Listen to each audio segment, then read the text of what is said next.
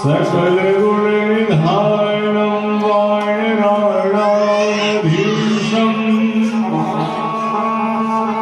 रघुप्रिय भक्तम वातजातम नमामि। नमः शिवाभ्यां नवयौवनाभ्यां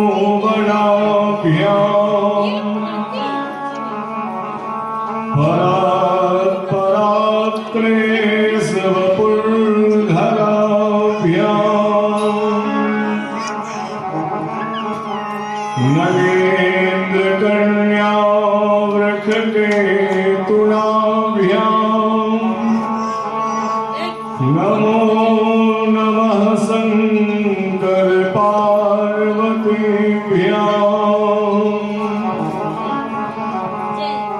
यं प्रव्रजन्तुमनुपेतमपेतकृत्यं द्वैपायनो विरहकातरया जुहावो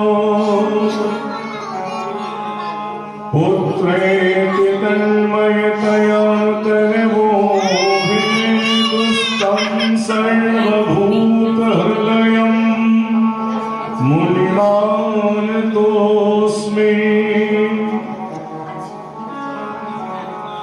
राधे मेरी स्वामी मैं राधे तेरो दास, जन्म जन्म मुहि दीजियो श्री वृंदावन वास।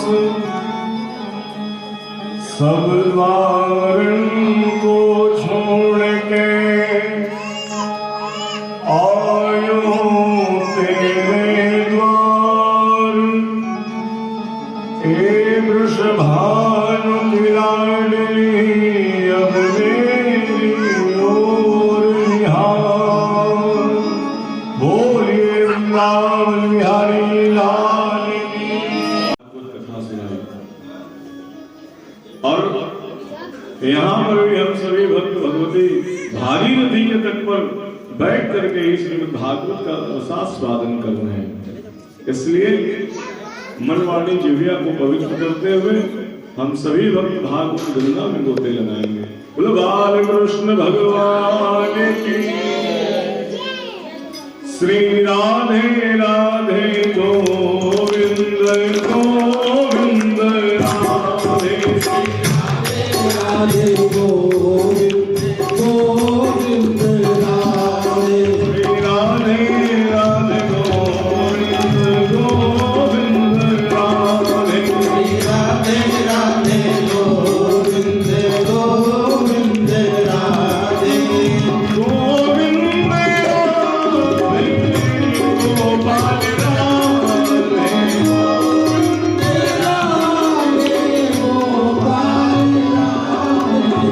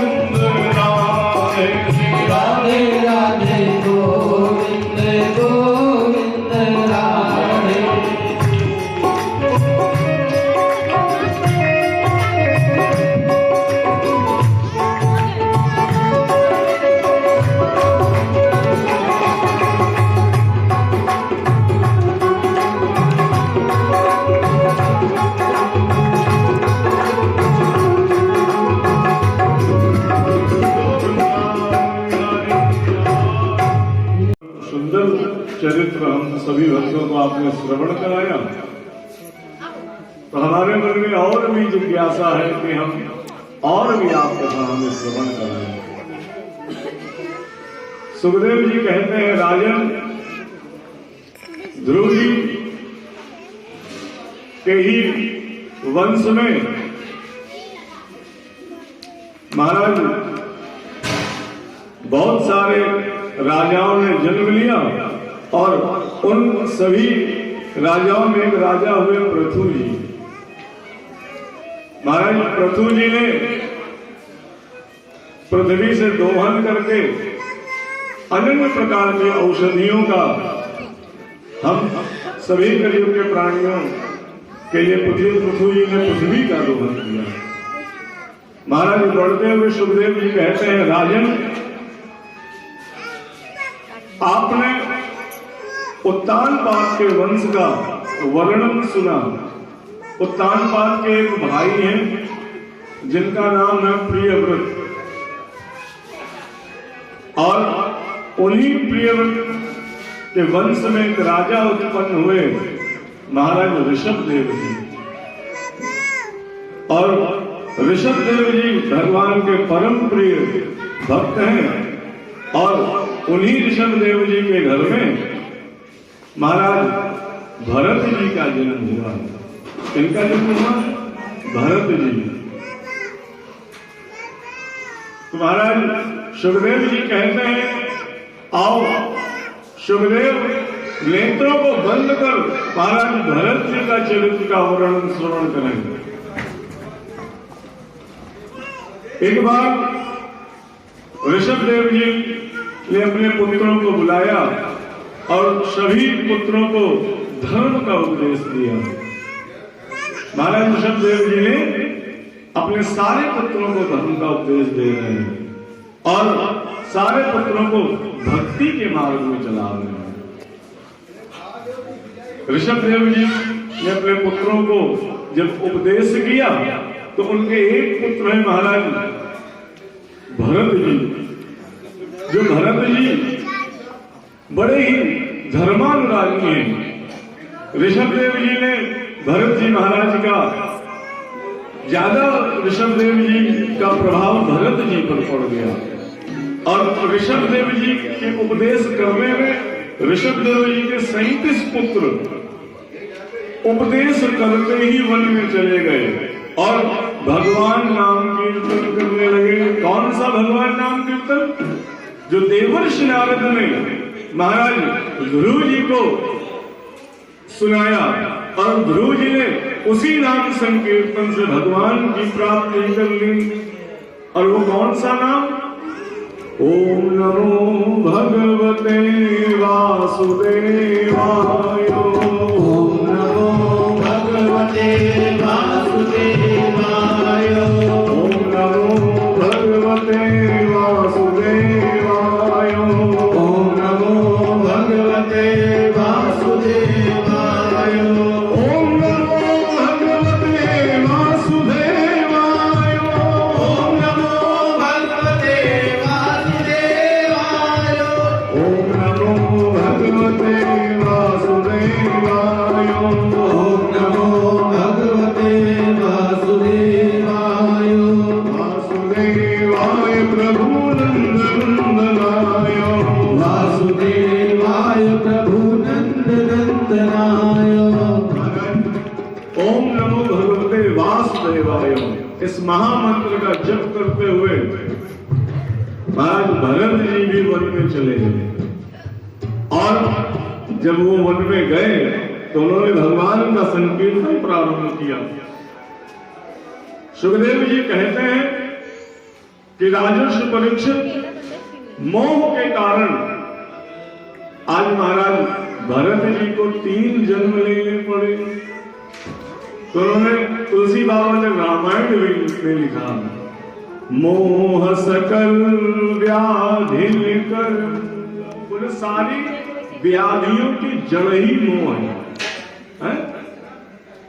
और मोह में ममता अगर हो जाए तो बोले महाराज अगर ममता हो जाएगी तो और भी ज्यादा उसको भोगना पड़ेगा। इसलिए मोह नहीं करना चाहिए जीव को।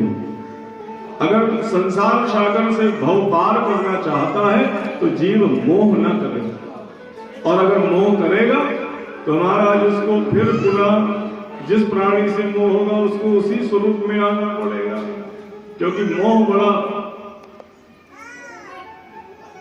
आज मोह के कारण महाराज भरत जी के प्रथम जन्म में ऋषभ देव जी के पुत्र हुए, और ऋषभ देव जी के उपदेश के द्वारा ओम नमो भगवते वासुदेवाय को संकीर्तन करते हुए महाराज भरत जी की उम्र पूरी हो गई, और भरत जी का जन्म अंगिकार नाम पंडित जी के घर में हुआ है।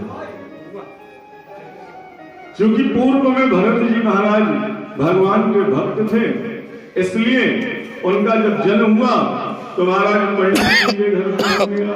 अब जब पंडित जी के घर में भरत जी का जन्म हुआ तो महाराज बीच के पुत्र बनकर भरत जी पंडित जी के घर में आए। अच्छा, बीच के पुत्र की बड़ी समस्या है।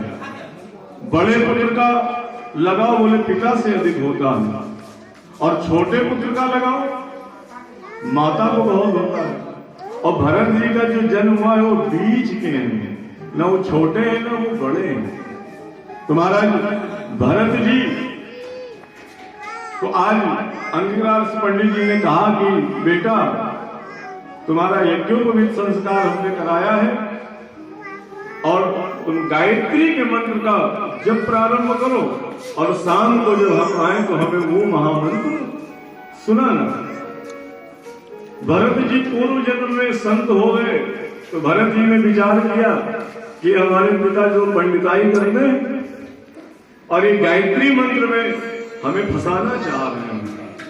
आज कहेंगे कि गायत्री मंत्र सुनाना, कल कहेंगे कि रुद्राष्टक अध्याय के भी 4 मंत्र याद कर लेंगे, वो भी सुनाना, और ये हमसे पंडिताई कराने लगेंगे। और अगर हम पंडिताई करने लगेंगे तो बड़ा महाराज दोष लग जाएगा, क्योंकि पंडिताई में तो अगर यजमान कम दक्षिणा दे तो भी पंडित जी को असंतोष उत्पन्न होता है। और भरत जी तो भजन करना चाहते थे, तो जब महाराज जो भजन करेगा वो का पंडिताई करेगा है? तो भरत जी महाराज ने अपने पिता की एक भी बात नहीं मानी, उन्होंने किसी प्रकार का कोई मंत्र याद नहीं किया, और पूर्व में जो उन्हें मंत्र ओम नमो भगवते वासुदेवाय का प्राप्त हुआ वो वही मंत्र निरंतर अपने मन में स्मरण करें और किसी भी प्रकार का मंत्र को जाप नहीं करें। अच्छा महाराज, पंडित जी का देह शरीर विश्राम हो गया तो महाराज दिन प्रतिदिन भरत जी के जो छोटे बड़े भाई हैं वो उन्हें प्रताड़ित करने लगे कि कुछ करते धरते तो हो नहीं, जजमानी भी नहीं संभाल पा रहे हो कि कहीं जाकर सत्यनारायण भगवान की कथा सुनाया हो तो 4 दक्षिणा उससे प्राप्त हो। तो महाराज आज भरत जी अपने घर से ही निकल पड़े, क्योंकि उनको उनके ही घर में सम्मान नहीं प्राप्त हो रहा है। अच्छा, जो कमाता है उसकी सेवा ज्यादा कराई जाती है आज के समय में, है? जिसके पास धन है उसी को सब कुछ प्राप्त होता है। क्योंकि भरत जी तो भजनानंदी है। आचार्य सुखदेव कहते हैं राजर्षि परीक्षित दिनों दिन बीतते गए, पंडित जी का शरीर नष्ट हो गया, और आज भरत जी के जो बड़े और छोटे भाई हैं वो भरत जी को प्रताड़ित करने लगे, और वो इतना प्रताड़ित करने लगे। अगर भरत जी को भी एक मंत्र जप कर रहे हैं तो वो महाराज किसी भी प्रकार की कोई देख रेख नहीं करते, बड़े मन से पवित्र हैं। तो अगर उनको खेत में लगा दिया गया कि जाओ खेत में ही ताकि आओ जाके कि कोई जानवर खेत को नष्ट ना कर दे, तो भरत जी का विचार उत्तम है, इसलिए वो कहें हम किसी से कुछ कहेंगे नहीं। अजगर करे न चाकरी, पंछी करे न काम, दास मलू का कह गए सबके दाता राम। महाराज भरत जी को मलुकदास जी की चौपाई के अनुसार चलने वाले, उन्होंने कहा जिसमें जिह्वा दी है वो भोजन भी प्राप्त कराएगा। आज भरत जी अपने गांव से निकल गए और भगवान का भजन कर रहे हैं। भाइयों ने भी भरत जी को धक्के मार के घर से निकाल दिया। भरत जी व्याकुल भी हैं। भरत जी गंडकी नदी दामोदर कुंड पहुंचे हैं तपस्या करने के लिए। लेकिन महाराज भरत जी गए तो तपस्या करने थे, लेकिन वहां पर भी उनको मोह हो गया। किससे मोह हो गया? हिरण के बच्चे से मोह हो गया। एक दिन भरत जी गंडकी नदी में स्नान करके माला का जप कर रहे थे तो देखा गया कि एक हिरणी ने उसी जल में एक बच्चे को जन्म दे दिया और हिरणी तो निकल गई, लेकिन वो बच्चा डूबने लगा। अच्छा, जो लोग नारायण कुंड गए होंगे उन्हें पता है कि वहां ठंड भी बहुत होती है, अपार ठंड होती है। वही दामोदर कुंड जहां तुलसी माता का बिरवा आप दिखाओ तो नीचे से शालिग्राम भगवान ऊपर आ जाते हैं। वहां उस कुंड की एक विशेषता है। और भरत जी मंत्र जप कर रहे हैं, देखा गया कि एक हिरणी ने अपने बच्चे को जन्म दिया और जन्म देते ही महाराज वो तो पार हो गए, लेकिन वो बच्चा डूबने लगा। भरत जी को मोह हो गया। महाराज भरत जी ने उस बच्चे को बाहर निकाला। बाहर निकालने के बाद भरत जी ने वहीं पर आग जलाई, उस बच्चे को सेका। महाराज आज रात्रि भर भरत जी उस हिरणी के बच्चे को अग्नि से तपा रहे हैं कि किसी प्रकार से जीव की रक्षा हो जाए, इसका प्राणांत ना हो, क्योंकि ये तो भी जन्म लेकर के ही आया था, इसका क्या दोष। महाराज एक दिन हुआ, भरत जी नित्य प्रति प्रातः काल स्नान करें और जो 200 माला संकल्प लिए थे कि प्रतिदिन हम भगवान आपका 200 नाम माला का जप करेंगे, तो भरत जी जब तो अब हो गया, क्योंकि हम तो घर में एक जीव ले आए। तो महाराज जब भरत जी ने जो संकल्प लिया तो प्रथम दिन हिरणी के बच्चे की सेवा की तो उनकी 100 माला कम हो गई। अब 100 माला कम हुई, दिन प्रतिदिन बढ़ता गया। महाराज भरत जी का जो अनुष्ठान है वो खंडित होने लगा। क्यों? क्योंकि भरत जी महाराज को उस हिरण के बच्चे से अनन्य प्रेम हो गया और उस प्रेम की वजह से महाराज एक दिन भरत जी का शरीर शांत हो गया। और जब शरीर शांत हो गया तो फिर उनका जो दूसरा जन्म हुआ वो भी हिरण का जन्म हो गया। क्योंकि जिस व्यक्ति को जिस जीव से लगाव हो जाए तो महाराज आप मान लीजिए कि आपको उसी की गति प्राप्त होगी। इसलिए कहते हैं कि घर में कुत्ता नहीं पालना चाहिए।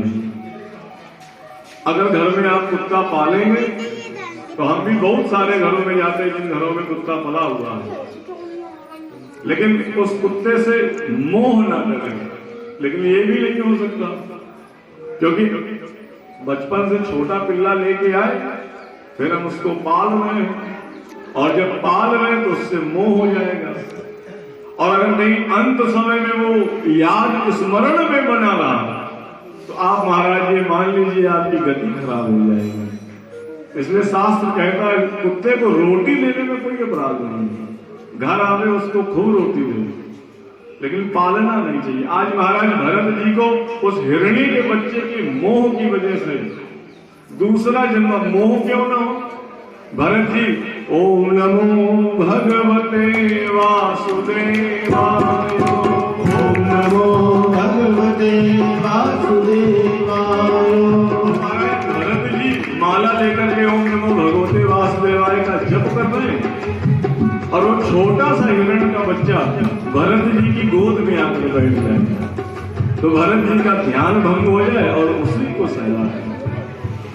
दिनों दिन बीतते गए, महाराज भरत जी का प्राणांत हो गया और इस जन्म में भी वो अपना कर्म, अपना धर्म पूर्ण नहीं कर पाए। राजर्षि परीक्षित कहते हैं कि महाराज सुखदेव जी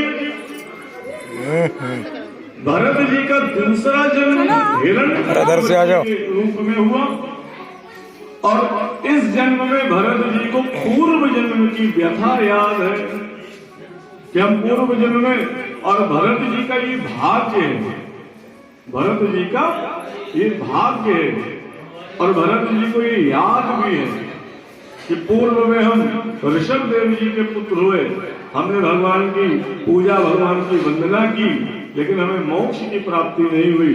दूसरा जन्म हुआ तो भी हमें मोक्ष की प्राप्ति नहीं हुआ। आज महाराज दूसरे जन्म में भरत को हिरण का बच्चा बनाना पड़ा। इधर महाराज भरत जी वन में हिरणों के झुंड से अकेले रहने लगे, क्योंकि भरत जी को पूर्व का भान था और अकेले रहने लगे।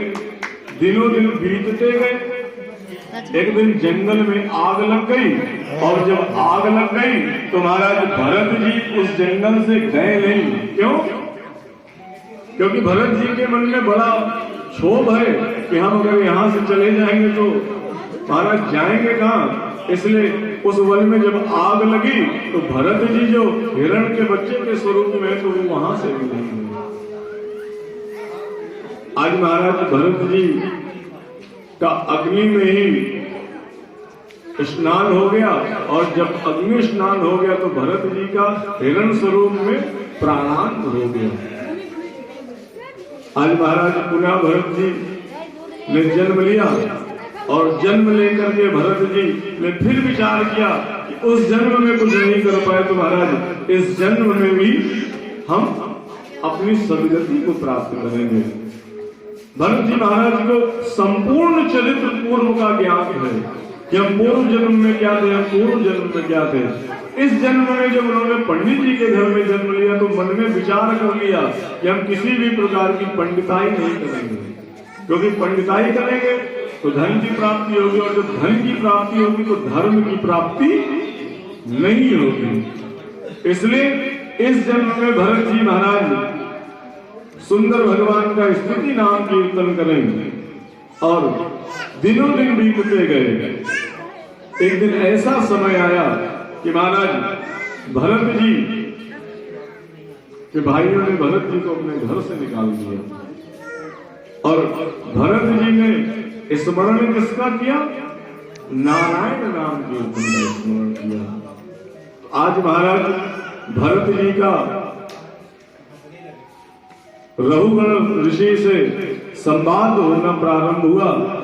सुखदेव जी कहते हैं राजर्षि परीक्षित राजा रघुगण एक दिन अपनी पालकी से जा रहे थे तो उनकी पालकी का एक कहार, पालकी 4 लोग उठा रहे, तो महाराज उसमें एक कहार बीमार हो गया।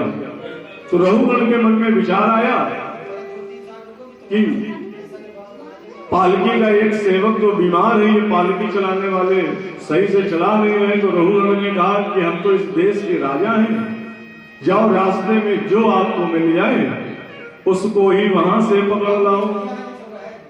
रघुगण के सेवक आज महाराज मार्ग से निकले तो उनको मिल कौन गया? जड़ भरत जी मिल गए। अच्छा, उनका भरत जी का नाम तो भरत था, लेकिन इस जन्म में इनका नाम क्या पड़ गया? जड़ भरत। क्योंकि किसी की कोई बात सुनते नहीं है, ये आत्मचिंतन करते हैं, भगवान नाम कीर्तन करते हैं, ना तो किसी को जवाब दे और ना ही किसी से बात करें। आज महाराज कहानों ने भरत जी को देखा, बढ़िया लंबे चौड़े मोटे ताजे खाए हुए भरत जी। कहानों ने कहा कि चलो हमारी पालकी का एक सेवक बीमार हो गया है, आप आओ और हमारे साथ राजा की पालकी उठाओ। राजर्षि परीक्षित कहते हैं कि भरत जी तो इतने पुण्यकामी हैं कि भरत जी ने कहा ठीक है, पालकी उठाई, पालकी उठाकर के थोड़ी दूर चले तो भरत जी नीचे चींटी चीता इत्यादि भी देख करके चलते हैं कि कहीं हमारे पैर से वो नष्ट ना हो जाए, तो हमें उसका भी दोष लग जाए। आज महाराज राजर्षि परीक्षित से सुखदेव जी कहते हैं कि भरत जी थोड़े थोड़े आगे बढ़ रहे हैं और आगे बढ़ते ही जो महाराज कोई पैर के नीचे चींटी आ जाए तो भरत जी उछल जाए। 2-3 बार उछले तो रहुगण पालकी के अंदर बैठे हैं, उनकी पालकी में जो बांस लगा हुआ उनके शरीर पर लग गया। तो रहुगण ने कहा कि देख के चलाओ पालकी, इधर उधर क्यों भागते हो? तो उन कहारों ने कहा कि प्रभु हम तो पालकी सही चला रहे हैं, जो लेकिन ये नया पालकी खेवन वाला आया है ये ठीक से नहीं चल रहा है। महाराज रहुगण ने झांक करके देखा तो कहा बोले शरीर से तो स्वस्थ लगता है और फिर पालकी नहीं चला पा रहा। रहुगण ने पूछा क्या नाम है तुम्हारा? भरत जी कुछ बोल नहीं रहे हैं। रहुगण ने कहा महाराज बड़े हट्टे कट्टे लग रहे हो। भरत जी ने उसमें भी कुछ नहीं कहा। क्यों? क्योंकि भरत जी ने इस जन्म में विचार कर लिया था कि हम ऐसा कोई कार्य नहीं करेंगे जिससे हमें पुनः फिर जन्म लेना पड़े, पुनः फिर भोगना पड़े। तो महाराज भरत जी ने कुछ नहीं कहा। सुखदेव जी कहते हैं रहुगणे तपसा नयातिनः चेज्याजयो निवर्ण पादद गृह्यदात्वा नक्षन्दसानैव जलाग्नि सूर्यै विना महापाद रजोभिषेकः। राजन भरत जी महाराज को आत्मज्ञान है और भरत जी जब बहुत देर शांत रहे तो राजर्षि परीक्षित से सुखदेव जी कहते हैं आज राजर्षि ऋषि भरत का और रहुगण का संवाद होने लगा। उन्होंने कहा कि आप कौन हो? भरत जी बोल नहीं रहे। 2-4 बार भी पूछने पर जब भरत जी नहीं बोले तो रहुगण ने अपना जो मारने के लिए क्या कोड़े रखते हैं, तो मारने के लिए ज्यों ही कोड़ा निकाला तो महाराज रहुगण की दृष्टि पड़ी भरत जी के यज्ञोपवीत पर। रहुगण ने कहा क्या ब्राह्मण बालक हो? तब भी भरत जी नहीं बोले। रहुगण समझ गया कि ये कोई विद्वान ब्राह्मण है। आज रहुगण से भरत जी का संवाद हुआ। भरत जी ने कहा राजन ये देहाभिमान क्या है?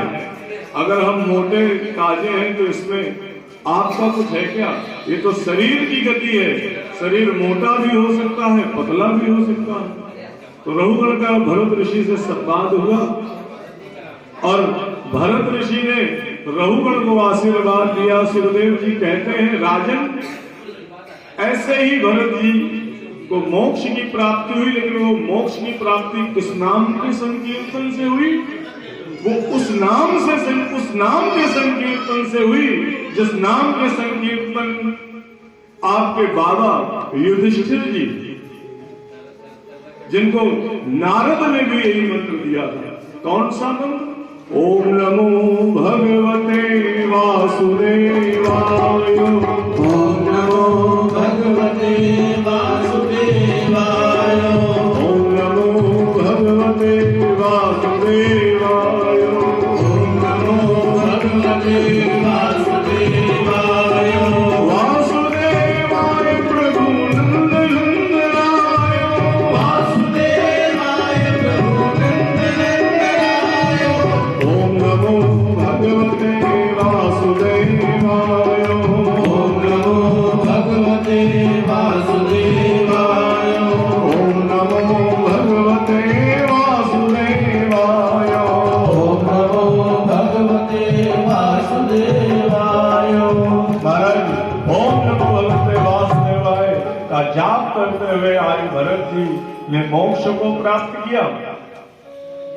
राजर्षि परीक्षित कहते हैं इस मंत्र के प्रभाव से प्रभु और कौन कौन से लोगों को गति प्राप्त हुई? सुखदेव जी कहते हैं राजन, एक अजामिल नाम का ब्राह्मण था।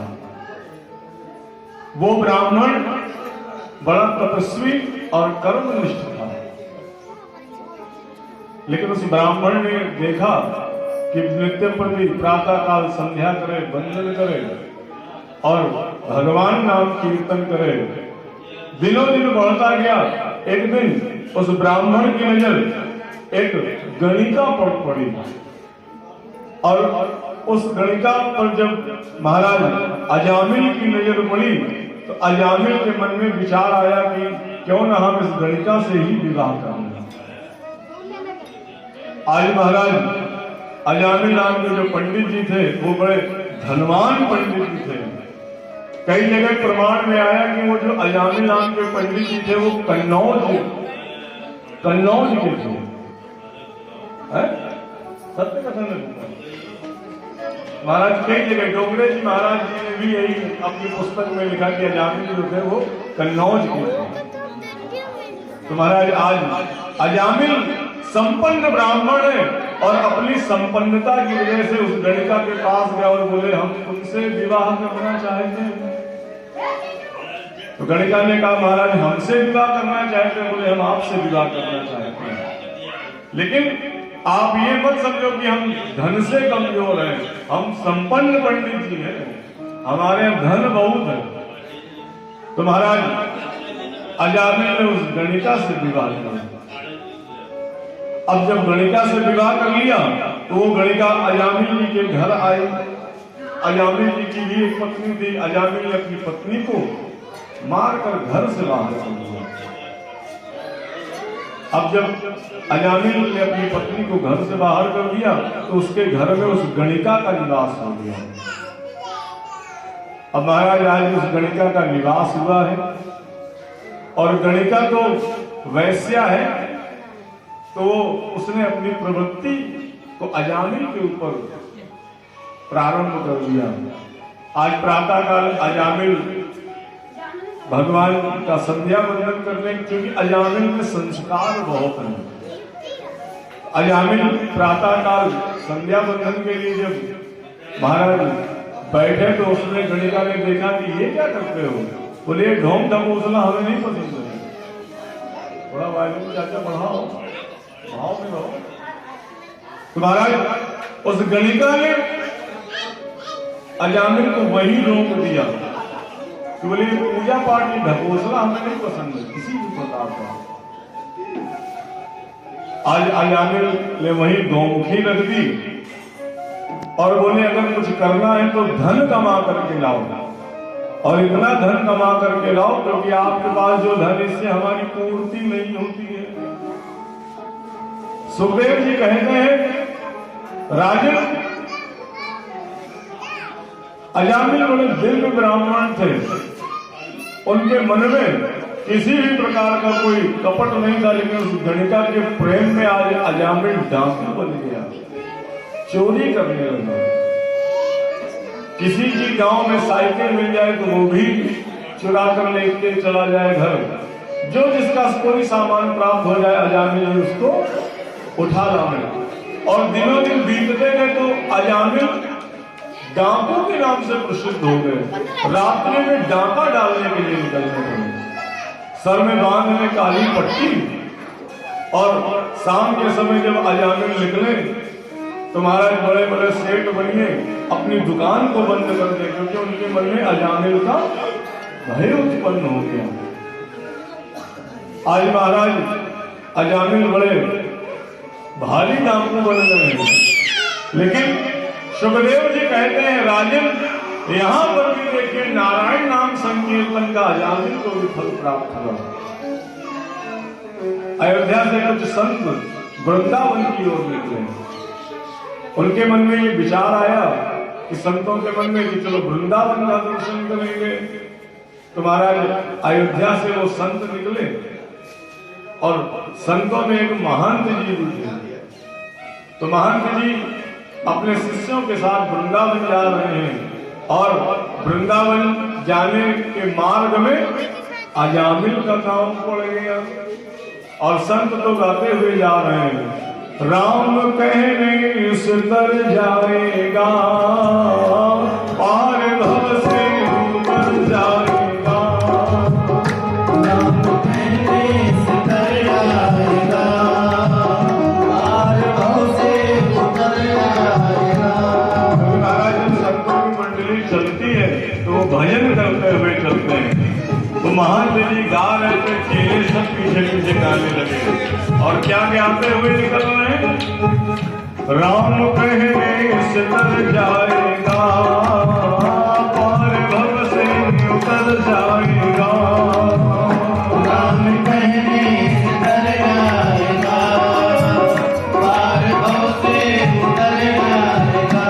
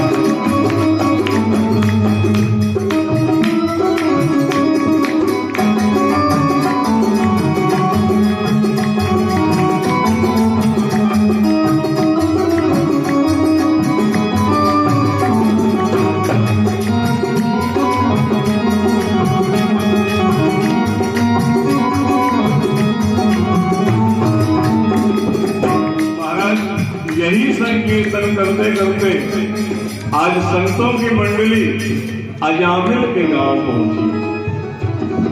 अब जब संतों की मंडली अजामिल के गांव पहुंचे तो गांव में प्रवेश करते हुए अजामिल के ग्राम में जो ही संतों की मंडली में प्रवेश किया तो गांव पे ही मोड़ पर कुछ बालक खड़े हुए थे, जिनसे संतों ने कहा कि हम अयोध्या से आए हैं और वृंदावन जा रहे हैं, इसलिए महाराज रात्रि विश्राम करने के लिए हमें कोई स्थान उपयुक्त हो तो हमें बताएं। उन बालकों ने संतों का मखौल उड़ाया। उन्होंने कहा, हाँ महाराज, हमारे गांव में बहुत महान संत निवास करते हैं, अगर आप चाहो तो उनके घर में चले जाओ। तो संतों ने पूछा, कौन है, क्या नाम है उनका? उन बालकों ने बताया, अजामिल नाम है और बहुत बड़े तपस्वी हैं वो, और आप जैसे संतों को तो बुलाकर भोजन भी कराते हैं और बाद में दक्षिणा भी देते हैं। तो संतों में उनके कहने का भाव संत समझ नहीं पाए और आज संत महाराज अजामिल के दरवाजे जाकर के उनकी कुंडी खटखटाई। अजामिल की पत्नी गणिका बाहर निकल गई। उस गणिका ने देखा कि महाराज इतने सारे संत हमारे द्वार पर क्यों आए? तो उस गणिका ने पूछा, बोले महात्माओं, आप यहाँ किस लिए आए? तो संतों ने कहा, बेटी हम अयोध्या जा रहे हैं और अयोध्या से आ रहे हैं और वृंदावन जा रहे हैं, इसलिए रात्रि हो गई है तो हम विश्राम लेना चाहते हैं। गणिका ने कहा कि महाराज हम आपको तो जल भी नहीं पिला सकते क्योंकि हम अपवित्र हैं। अब जब महाराज गणिका ने कहा कि हम आपको जल भी नहीं पिला सकते तो संतों के मन में एक भाव उत्पन्न हुआ। लेकिन गणिका ने कहा कि प्रभु हम आपको निवास में स्थान जरूर देंगे। उस गणिका के नेत्र सजल हो गए और उस गणिका ने 9 बच्चों को जन्म दिया। 10वां उस गणिका के पेट में बालक है। लेकिन उसने कहा कि प्रातः 4 बजते ही आप हमारे घर से वृंदावन धाम के लिए निकल जाना, नहीं तो प्रभु हमारे जो पतिदेव हैं वो आपका कमंडल इत्यादि धरा लेंगे। गणिका ने द्वार खोला, संत अंदर आए। घर में ही एक बढ़िया आम का पेड़ लगा था तो संतों ने अपने सब आसन वहीं बिछाए। गणिका ने कहा कि प्रभु हम आपको बनाकर भोजन तो नहीं करा सकते, लेकिन हम आपको सूखी सामग्री दे देंगे तो आप सभी भोजन अपने हाथ से बनाएं और आप सभी भोजन पाएं और रात्रि विश्राम करें। आज महाराज संतों ने भोजन बनाया। संतों की मंडली में जो महंत जी हैं, गुरु महाराज जी हैं, उन्होंने जो ही भगवान को भोग लगाया और भोग लगाने के बाद एक ग्रास जो ही उन्होंने अपने मुख में रखा तो महाराज उनके नेत्र सजल हो गए।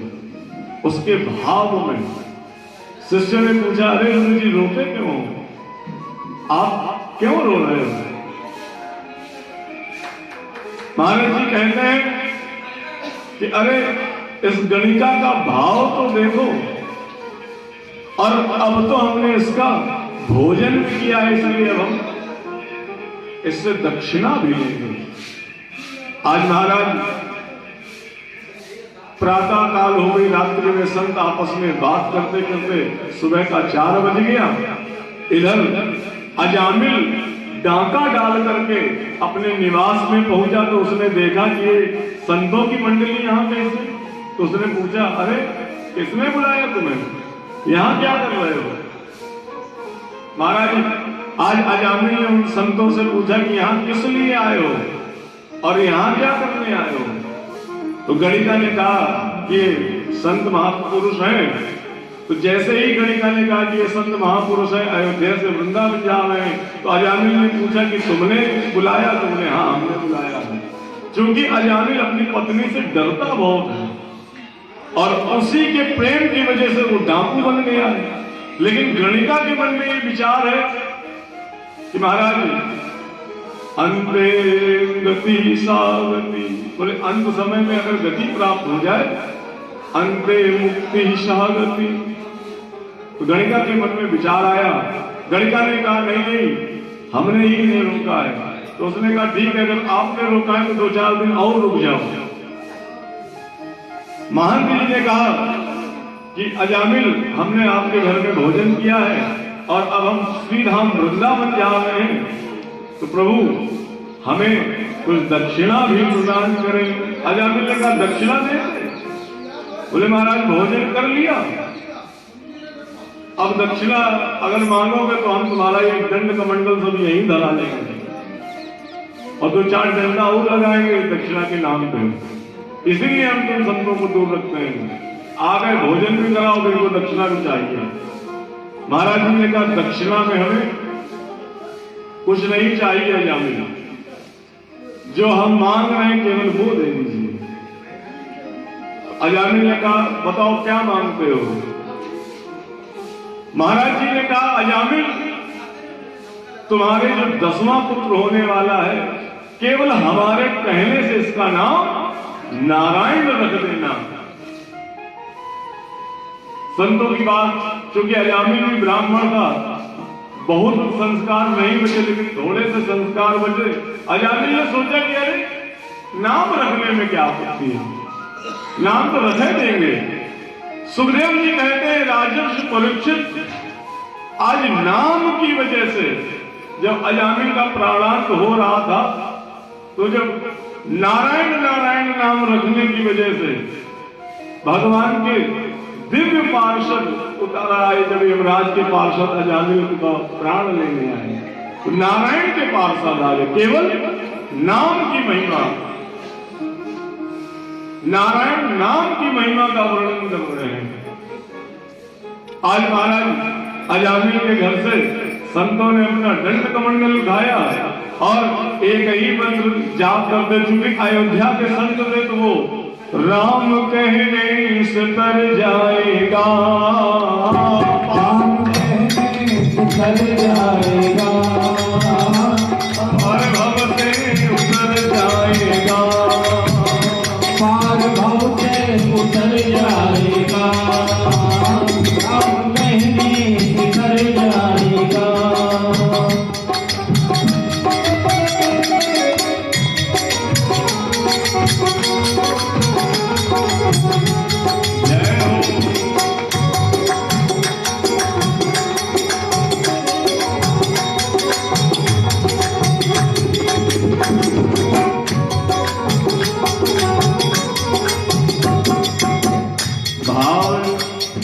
अगर बने तो आनंद आता है और अगर भाव ना बने तो उस आनंद में गड़बड़ी जाती है। निराला चाचा बहुत भाव से गाओ, राम कहने से तर जाएगा, पार भव से उतर जाएगा, अरे राम कहने से तर जाएगा, पार भव से उतर जाएगा, राम कहने से तर जाएगा, पार भव से उतर जाएगा, राम कहने से तर जाएगा, राम कहने से तर जाएगा, पार भव से उतर जाएगा,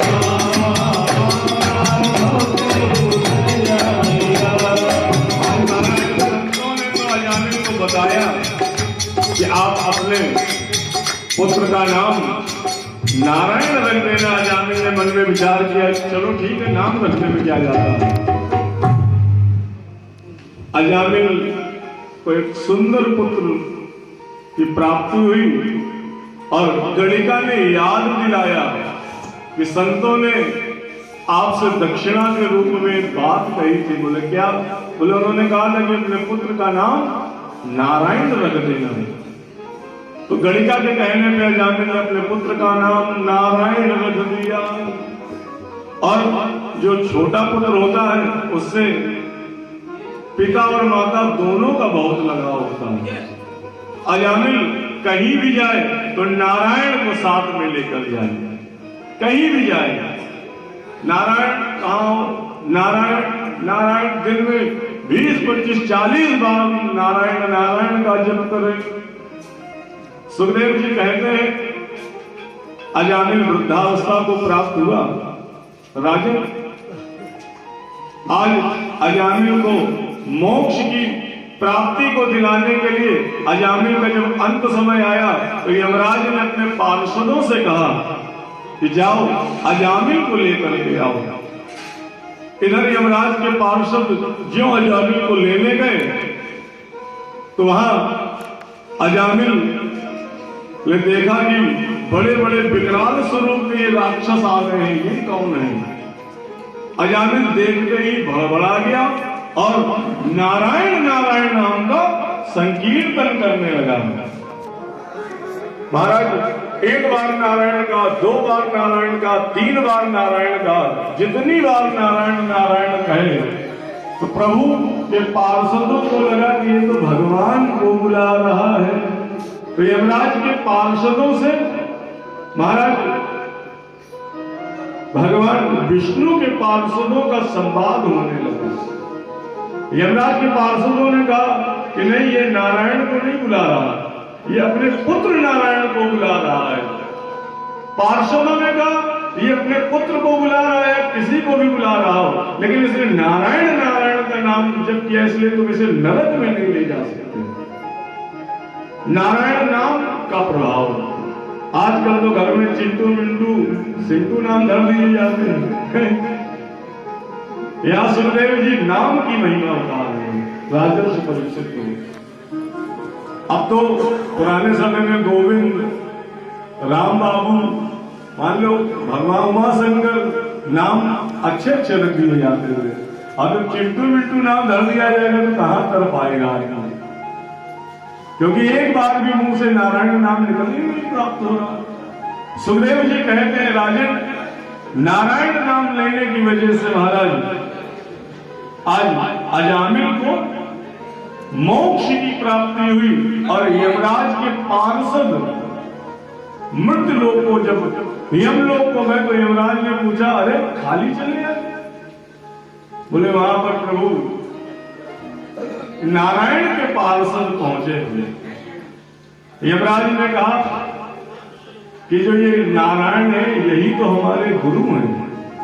सुखदेव जी कहते हैं राजन, यमराज ने अपने पार्षदों को बताया कि आज जो आप जिसको छोड़ करके आए हो ना, वही तो हमारे प्रभु हैं। तुम लोग पूछते हो कि महाराज आप कभी कभी नेत्रों को बंद करके ध्यान में चले जाते हो, तो यमराज ने बताया कि हम उन्हीं नारायण के ध्यान में जाते हैं। वही नारायण तो महाराज हम सभी के परम पिता परमात्मा है। बोलो विष्णु भगवान की, बोलो वृंदावन बिहारी लाल की।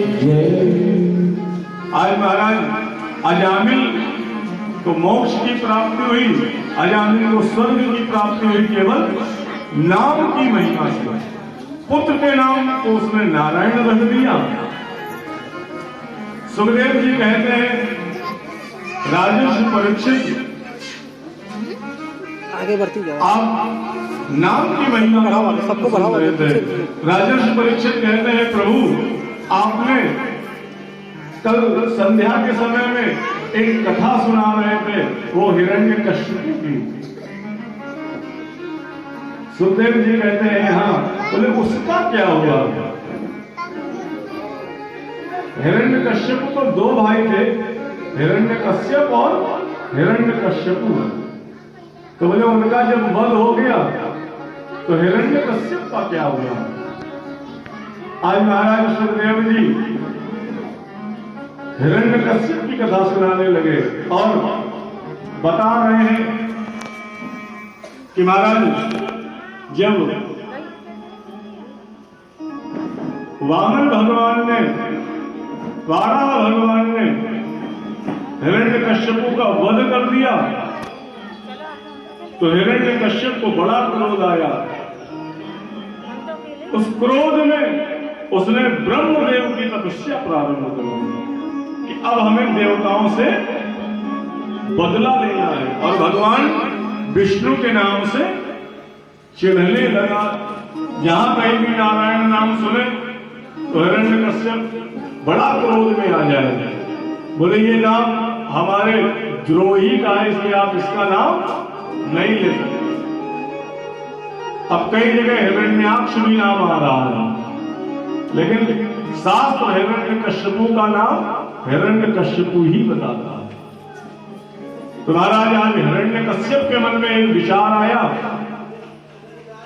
कि अब हम शिव जी की तपस्या करेंगे तो भोले बाबा तो इतनी जल्दी प्रसन्न नहीं होंगे। तो हिरण्यकश्यप ने ब्रह्मा जी की तपस्या प्रारंभ कर दी और इनकी पत्नी है जिनका नाम है कयाधु।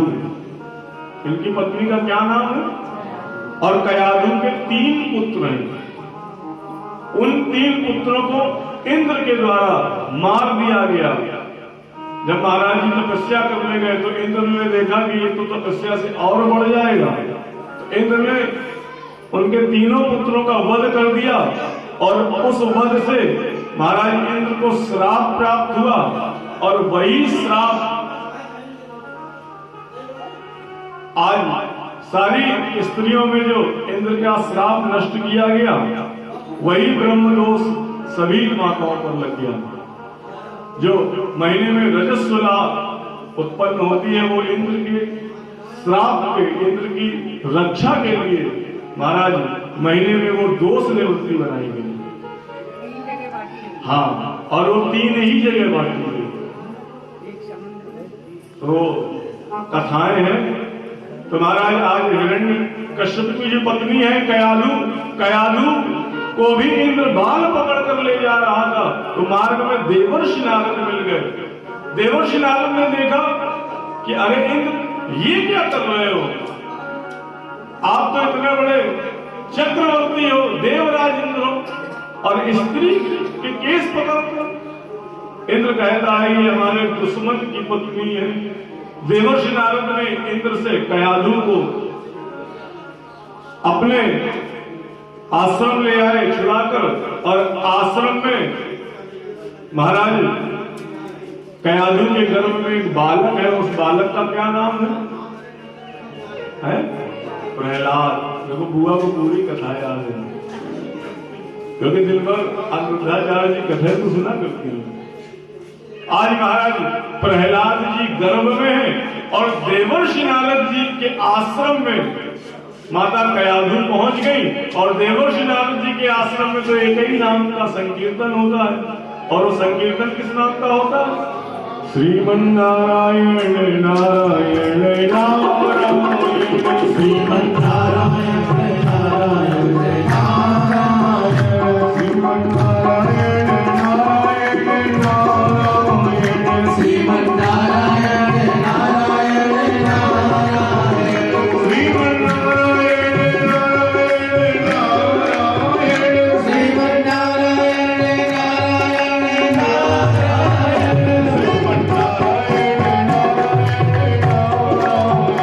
श्रीमन्नारायण नारायण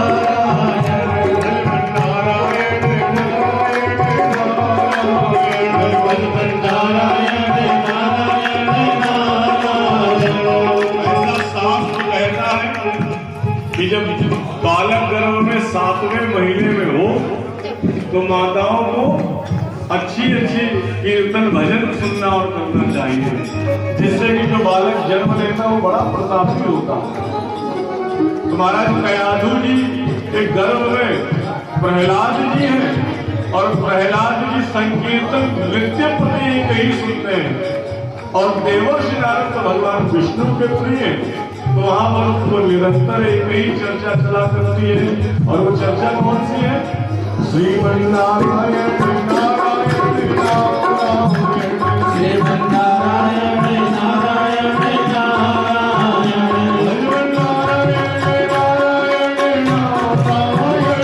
श्रीमन्नारायण नारायण नारायण, श्रीमन्नारायण नारायण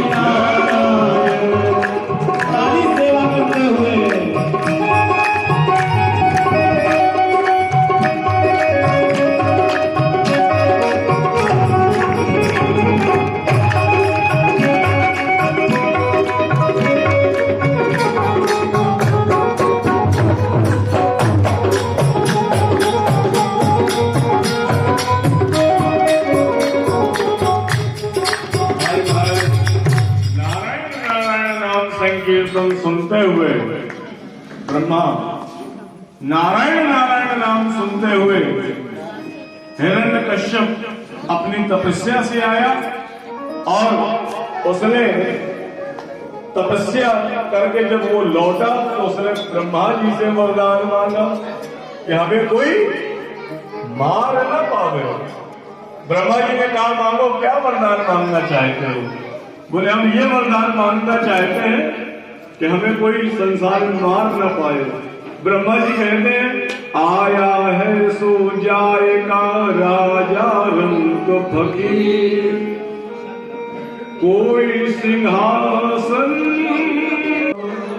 कोई बंधे जंजीर। बोले संसार में कर्म के अनुसार सबको फल की प्राप्ति होती है। जो अच्छे कर्म करते हैं, भगवान नाम कीर्तन करते हैं, वो स्वर्ग में विमान के द्वारा जाते हैं। लेकिन जो गलत कार्य करते हैं तो वो तो यम के चक्र फांस में बंधे हुए जाते हैं, बेड़ी हथकड़ी डालकर उन्हें यमराज के पार्षद ले जाते हैं। ब्रह्मा जी ने कहा जाओ ठीक है, तुम्हें ये वरदान नहीं दिया जा सकता। बोले अगर वरदान देना चाहते हो तो हमें यही वरदान चाहिए कि हमको कोई मार न पावे। आज ब्रह्मा जी ने कहा ठीक है तो तुम ही बता दो। बोले न दिन में कोई मार पावे, न रात में कोई मार पावे, न दिन में कोई मार पावे, न रात्रि में मार पावे, और दिन और रात दो ही होते। बोले अच्छा और बताओ। बोले 12 महीने, इन 12 महीनों में भी हम नहीं मरना चाहते। ये भगवान ने कहा जाओ तुम्हें ये भी आशीर्वाद देते हैं, 12 महीने में भी नहीं मरोगे। बोले चैत्र से लेके पौष तक अब किसी महीने में ना मरे। बोले जाओ वरदान दे दिया, नहीं मरोगे। क्योंकि हिरण्यकश्यप नहीं जानता ना कि ये नारायण कृपा है। जितना उसने मांगा भगवान ने उसको उतना वरदान दे दिया। आज महाराज हिरण्यकश्यप लौट करके आए, उन्होंने अपनी पत्नी कयाधु को देवर्षि नारद जी के आश्रम से अपने महल में लेकर के आए। महाराज इधर भगवान नाम कीर्तन प्रहलाद जी ने गर्भ में ही सुन रखा है। तो महाराज उन्होंने भी विचार किया कि अब सुंदर सा समय आया, तो महाराज प्रहलाद जी का जन्म हो गया। अब जब घर में प्रहलाद जी का जन्म हुआ तो दिन दिन धीमे धीमे प्रहलाद जी बड़े होने लगे। अब बच्चे का जन्म हुआ, पहले में सबसे बड़ा सीने से लगा है मेरा बेटा मेरा बेटा। लेकिन प्रहलाद जी जो थोड़ा बड़े हुए, बोलना प्रारंभ किया, तो प्रहलाद जी के मुख से पहला शब्द क्या निकला? नारायण नारायण। नारायण नाम सुनते ही हिरण्यकश्यप को क्रोध आ गया। बोले बेटा ये नाम क्यों लेते हो? बोले पिताजी हमारे मुख से तो यही नाम निकलता। बोले ये नाम तो हमारे दुश्मन का है। आज महाराज प्रहलाद जी जब ये बात सुनी कि ये पिताजी कह रहे हैं ये नाम हमारे दुश्मन का है, तो प्रहलाद जी ने अपने पिताजी के सामने नारायण नाम लेना बंद कर दिया।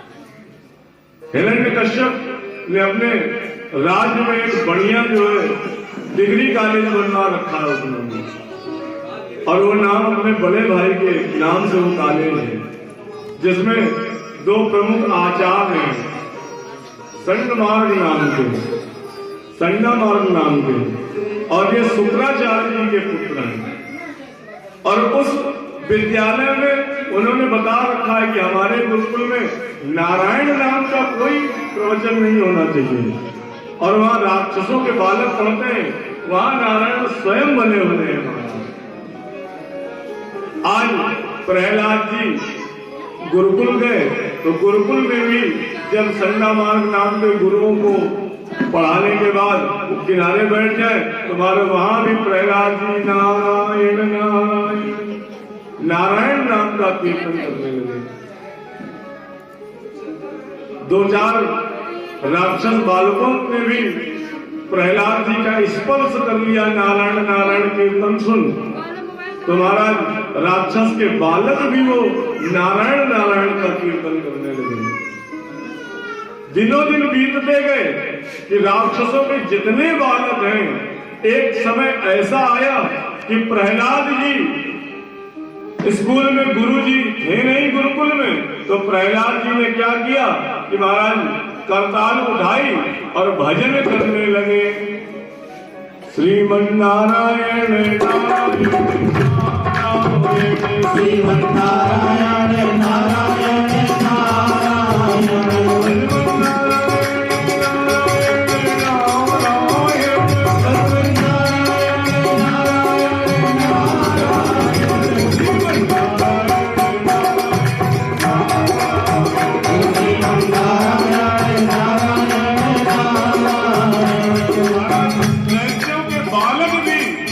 प्रहलाद जी के साथ नारायण नाम का कीर्तन करने लगे, और जोर जोर से कीर्तन होने लगा। इतनी जोर से कीर्तन होने लगा कि महाराज पूरे गुरुकुल में जितने विद्यार्थी हैं वो सब एक ही भजन गाने लगे। लक्ष्मी नारायण लक्ष्मी नारायण नारायण नारायण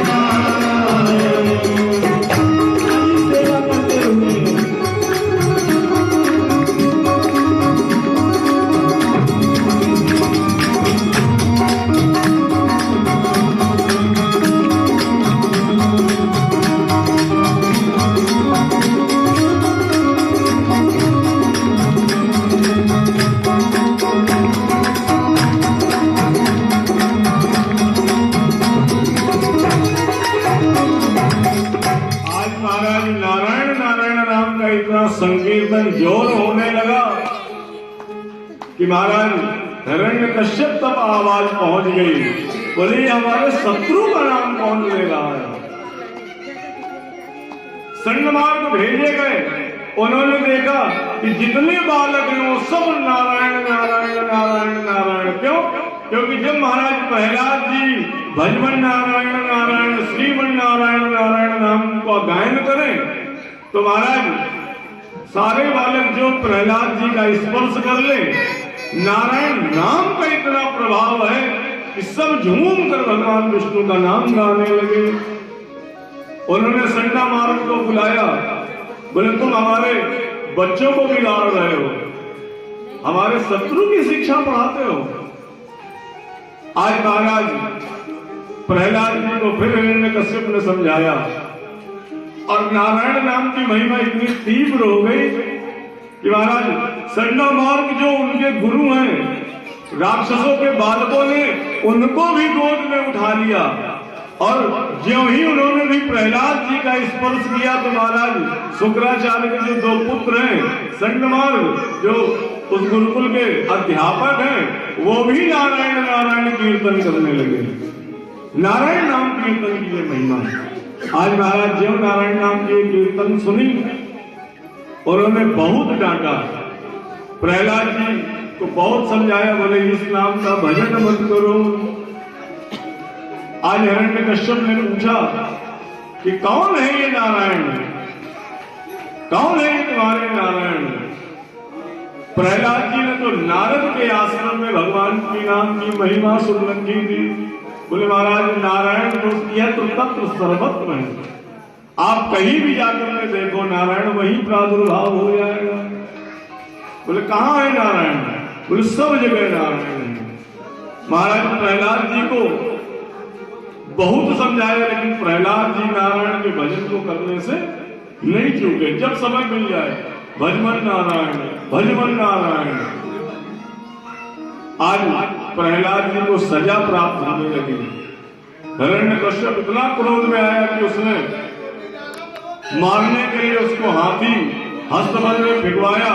वहां पर भी प्रहलाद जी नारायण नारायण का नाम कीर्तन करे और उन पागल हाथियों ने जब प्रहलाद जी का स्पर्श किया तो वो हाथी घोड़े भी नाचने लगे। सर्प से कटवाने का प्रयास किया, हर प्रकार का प्रयास कर लिया कि किसी भी प्रकार से। आज महाराज सुखदेव जी कहते हैं, हे दुर्वित मदात्मनम कुल भेद कराधम शब्दम अक्षासनोद्धूतम लेशयोत्यायमक्षयहम्। आज महाराज बहुत प्रयास कर रहे हैं। नारायण नाम के कीर्तन से प्रहलाद जी की रक्षा हुई। आज हिरण्यकश्यप इतने क्रोध में है कि उसने कहा प्रहलाद मैं तुम्हें जिंदा नहीं छोड़ूंगा। महाराज शास्त्र कहता है सूर्य अनेक फिरत जगमां पर सूरदास जी को ज्ञान कहा। प्रथम बसे नरसिंह जहां पर काढ़न को प्रहलाद कहा। सुखदेव जी कहते हैं राजन नारायण तो हर जगह है, लेकिन प्रहलाद जैसी भक्ति भी होनी चाहिए नारायण के दर्शन के लिए। आज राजर्षि परीक्षित भी बड़े आनंद मग्न होकर गंगा जी के तट पर भगवान की कथा सुन रहे हैं और इधर प्रहलाद जी को मारने के लिए उसने कहा कि कहाँ है नारायण। बोले पिताजी यहाँ नारायण है। बोले यहाँ नारायण है, आप जहां खम्भ में बंधवा दिया गया। लेकिन भक्ति क्या है? प्रतिखंभ बसे नरसिंह जहां पर काढ़न को प्रहलाद कहा। आज महाराज प्रहलाद जी ने भगवान का सुमिरन किया और खम्भ को फाड़ कर नरसिंह भगवान का प्रादुर्भाव हुआ। नरसिंह भगवान की जय। ब्रज के नंद श्री राधा जू के सांवरिया सब दुख दूर हुए जब तेरा नाम लिया ब्रज के नंदलाला राधा जू के सांवरिया सब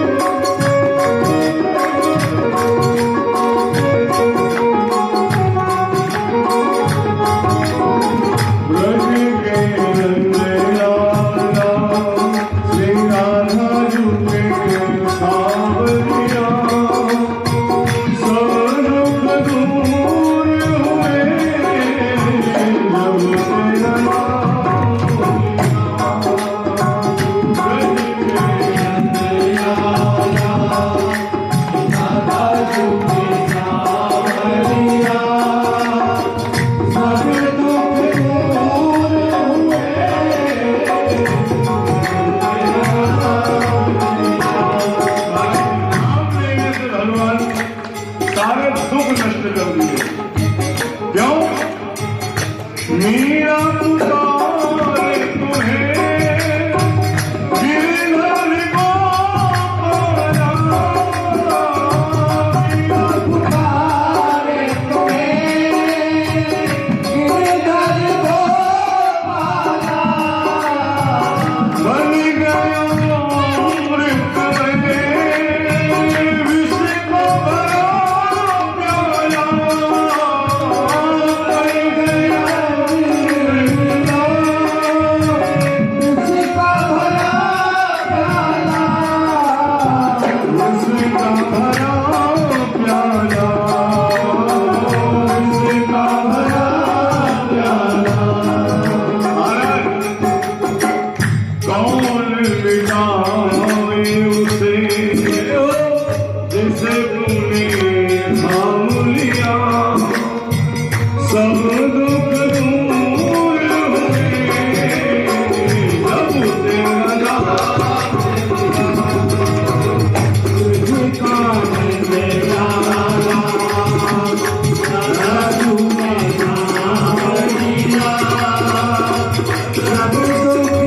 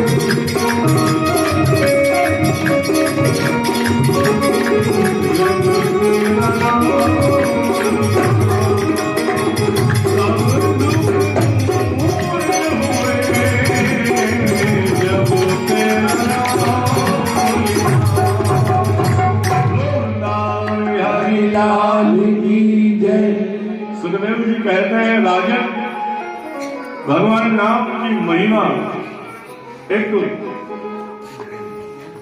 परीक्षित जी हम आपको नाम संकीर्तन की महिमा का एक और आपको दिव्य कथा का रसास्वादन कराते हैं। सुखदेव जी कहते हैं राजन, एक गजेंद्र नाम का हाथी हुआ जिसकी 50 पत्नियां थी। और जिसकी 50 पत्नियां हो तो उसके बच्चे कितने, माने 150 बच्चे थे। और मदराचल पर्वत पर वो मतवाला हाथी अपनी 50 पत्नियों के साथ में निवास करता है और मदमस्त हाथी है। अभिमान के साथ में वो अपनी 50 पत्नियों और 150 बच्चों के साथ उस पर्वत पर निवास करता है। जब हाथी मार्ग पर चलता है, गजेंद्र मार्ग पर चलता है, तो छोटे छोटे जीव जंतुओं से पूछता है कोई कष्ट तो नहीं है, अगर कोई कष्ट हो तो हमें बताना, हम तुम्हारी रक्षा करेंगे। आज सुखदेव जी कहते हैं कि दोनों दिन समय बीतता गया। एक दिन हाथी एक सरोवर में स्नान करने के लिए गया अपनी पत्नियों के साथ। क्योंकि हाथी जब सरोवर में स्नान करता है तो बहुत मदान तो होकर स्नान करता है, अपनी सूंड से भर भर पानी पूरी पीठ में डाल। और उस सरोवर में एक ग्रह भी निवास करता था। उस सरोवर में एक महाराज ग्रह भी निवास करता था।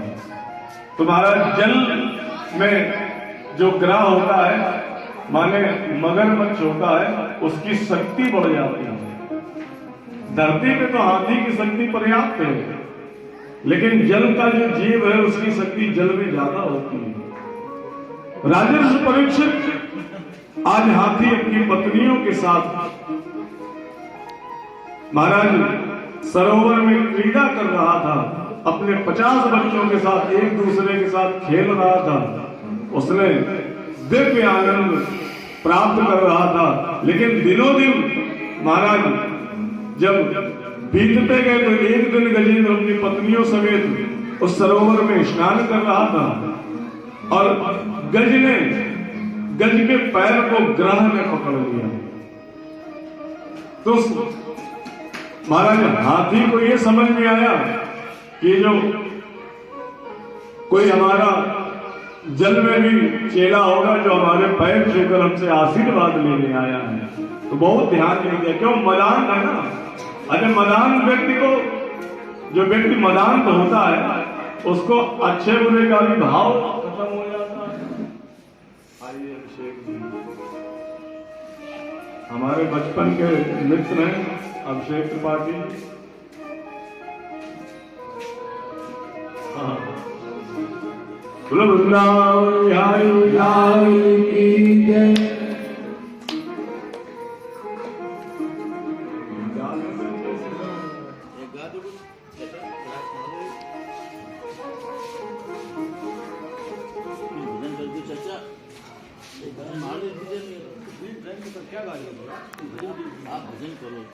चलिए वृंदावन बिहारी लाल की जय। अभिषेक जी, बड़े भैया, गुड्डू भैया, विपिन चाचा जी भी हमारे यहाँ उपस्थित हैं और विकास भैया, अभिषेक सालू, सभी लोगों, आप सभी भक्त भगवान की कथा श्रवण करें और आनंद के साथ भगवान की कथा श्रवण करें। वृंदावन बिहारी लाल की जय। आज महाराज ग्रह ने हाथी का पैर पकड़ लिया तो हाथी के मन में ये विचार आया कि हमारा कोई सेवक है, उसको लग रहा है कि प्रभु स्नान कर रहे हैं तो चुपके से पैर छू के निकल जाए। लेकिन ग्रह ने हाथी के पैर में अपनी पकड़ मजबूत बना ली और उस पकड़ के द्वारा हाथी का वो धीमे धीमे जो रक्त है वो चूसने लगा। घंटे 2 घंटे में हाथी को ये महसूस होने लगा कि हमारे शरीर में जो रक्त है वो कम हो रहा है। निर्बल अपने आप को महसूस करने लगा। उस गजेंद्र ने अपनी पत्नियों से कहा कि हमें बाहर निकालो। तो उन पत्नियों ने सूंड में सूंड जोड़ा और उस गजेंद्र को बाहर खींचने का प्रयास किया, लेकिन जो जल में ग्राह है उस ग्राह की भी शक्ति उस हाथी से कमजोर नहीं है। आज महाराज गजेंद्र को बड़ा कष्ट हुआ। अच्छा, अभिमानी व्यक्ति का अभिमान भी चूर होता है। जिसके मन में अभिमान आ जाए तो सुखदेव जी कहते हैं राजन, भगवान का तो भोग ही अभिमान है। लेकिन आज ग्रह ने गज का पैर पकड़ा और घसीट रहा है अंदर की ओर, और हाथी की पत्नियां 2-4 दिन तक खींचती रही। उन पत्नियों ने उस हाथी का साथ छोड़ दिया। इधर हाथी को एक बल था कि हमारे 150 पुत्र हैं, तो उन 150 पुत्रों ने भी सरोवर से हाथी को निकालने का प्रयास किया, लेकिन वो 150 पुत्र भी नहीं निकाल पाए। क्योंकि अहंकारी व्यक्ति अपने बच्चों को शिक्षा क्या दे पाएगा? वो तो अहंकार की ही शिक्षा देगा। जिसके अंदर ये अभिमान आ जाए कि हम बहुत बड़े। तो महाराज, आज गजेंद्र को अभिमान हुआ और उस अभिमान की वजह से ग्रह ने उसका पैर पकड़ा और अंदर की ओर घसीट रहा है। उधर हाथी की पत्नियों ने भी 2-4 दिन प्रयास किया। उनको लगा कि अभी इनको हम निकाल नहीं पाएंगे, तो वो भी पीछे मुड़ के चलने लगी। उधर हाथी के बच्चों ने भी उनका साथ, पत्नी साथ छोड़े तो बच्चे कितनी देर में पाते हैं? अगर स्त्री अपने पति का साथ छोड़ दे तो आप ये मान के चलिए कि बच्चों ने पहले साथ छोड़ दिया।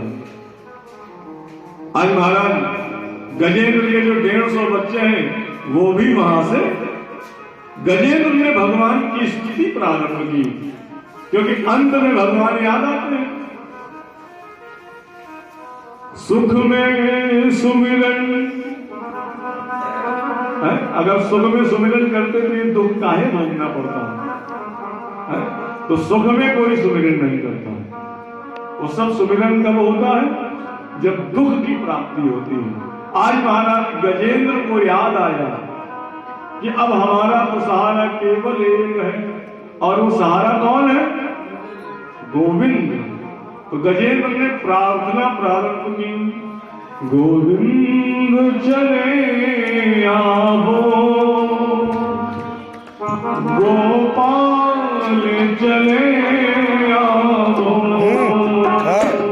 गोविंद चले आवो, गोपाल चले आवो, गोविंद चले आवो, गोपाल चले आवो, गोविंद चले आवो, गोपाल चले आवो। एवं रसिको ध्यायो समाधायो मनोहरि, परमं व्याप्यं राजजन्यो न सेक्षते। चले आवो, गोपाल चले आवो, गोविंद चले आवो, गोपाल चले आवो, मेरे राम चले आवो, घनश्याम चले आवो, मेरे राम चले आवो, घनश्याम चले आवो।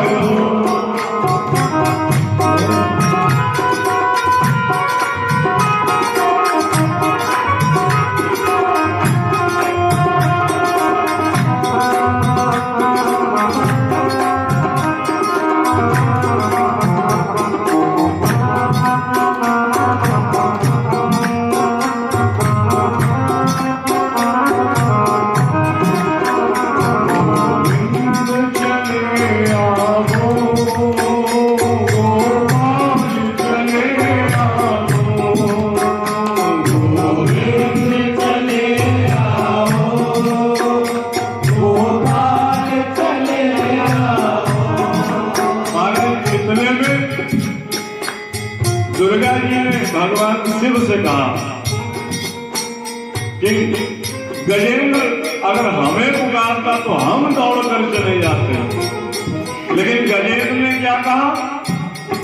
गजेंद्र ने क्षेत्राधिपति देवता का स्मरण करा, जिस प्रकार आकाशात्पतितं सोऽयं कुछा सागर संभवा सर्वदेव नमस्कारं केशवं प्रतिगच्छति केशवं प्रतिगच्छति।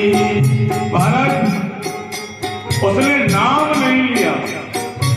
शंकर जी ने कहा अगर हमारी प्रार्थना कर लेता तो हम ही दौड़ के चले जाते।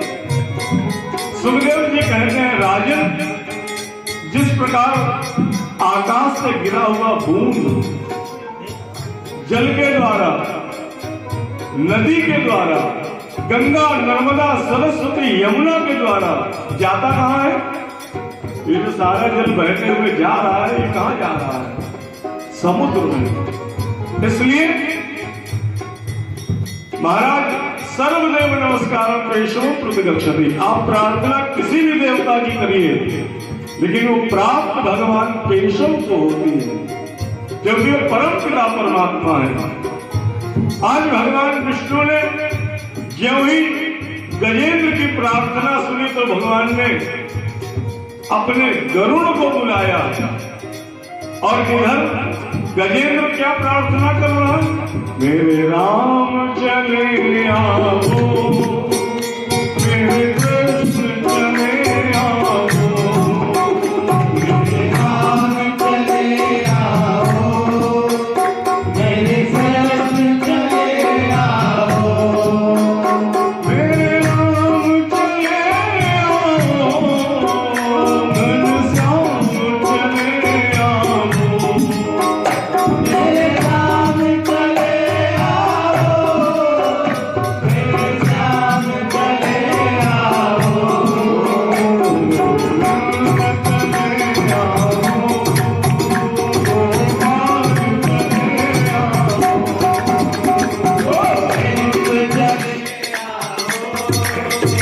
गोपाल चले आओ, इंद्र चले आओ, गोपाल चले आओ, गोविंद चले आओ, गोपाल चले आओ। अगर सुख में सुमिरन करते तो ये दुख काहे भागना पड़ता है? तो सुख में कोई सुमिरन नहीं करता। वो सब सुमिरन कब होता है? जब दुख की प्राप्ति होती है। आज महाराज गजेंद्र को याद आया कि अब हमारा तो सहारा केवल एक है, और वो सहारा कौन है? गोविंद। तो गजेंद्र ने प्रार्थना प्रारंभ की, गोविंद चले आओ, गोपाल चले आओ, गोविंद चले आओ, गोपाल चले आओ, गोविंद चले आओ, गोपाल चले आओ, गोविंद चले आओ,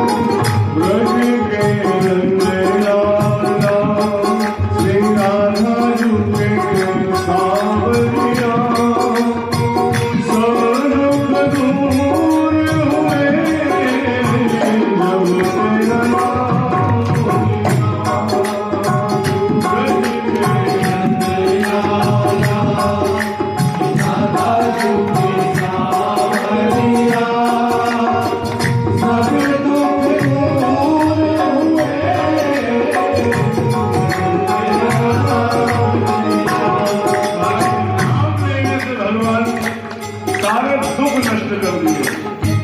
क्यों? मीरा पुकारे तुम्हें गिरधर गोपाला, मीरा पुकारे तुम्हें गिरधर गोपाला, बन गया अमृत में।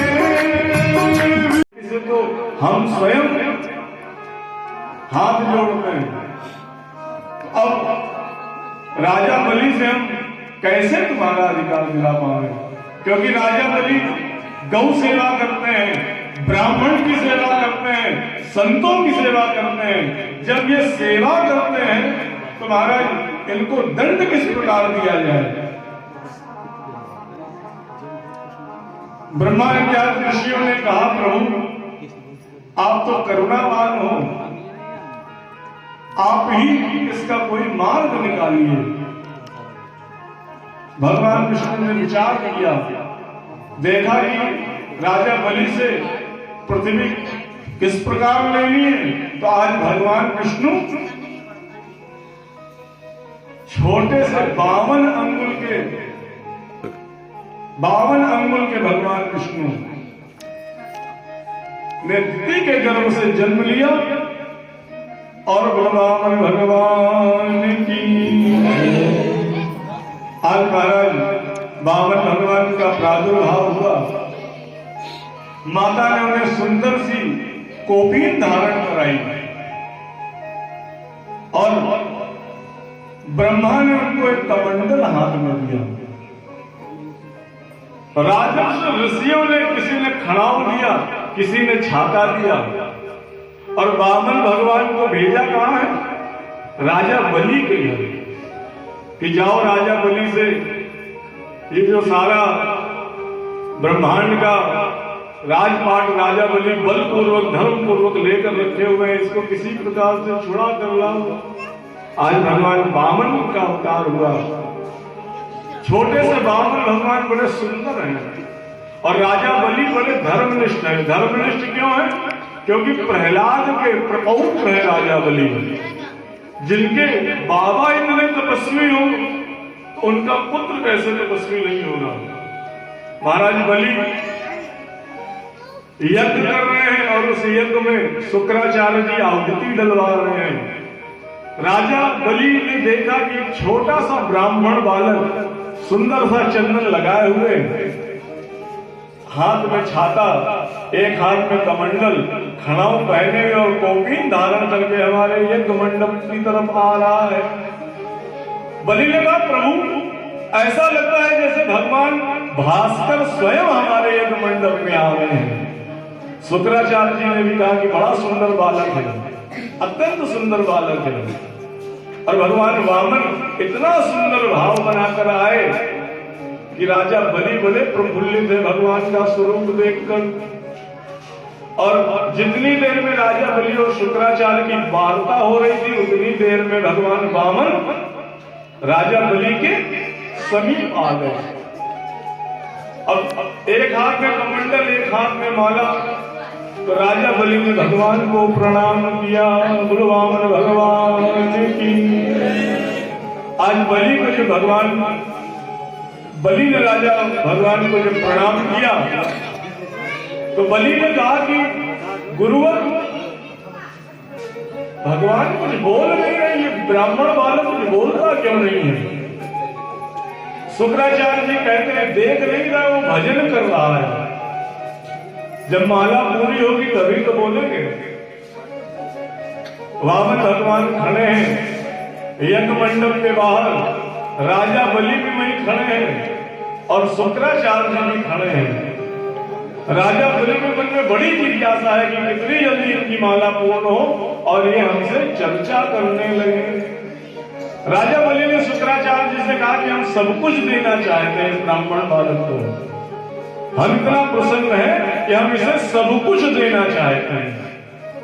वामन भगवान है कि उनकी माला ही नहीं पूरी हो रही है, क्योंकि भगवान भी अपना भाव बना रहे हैं, क्योंकि भगवान को भी राजा बलि से लेना बहुत कुछ है।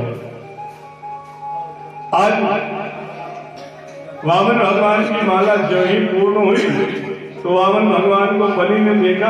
बलि बड़े प्रसन्न हो गए, बोले आइए महाराज पधारिए। सुंदर सी चौकी में बैठाया गया।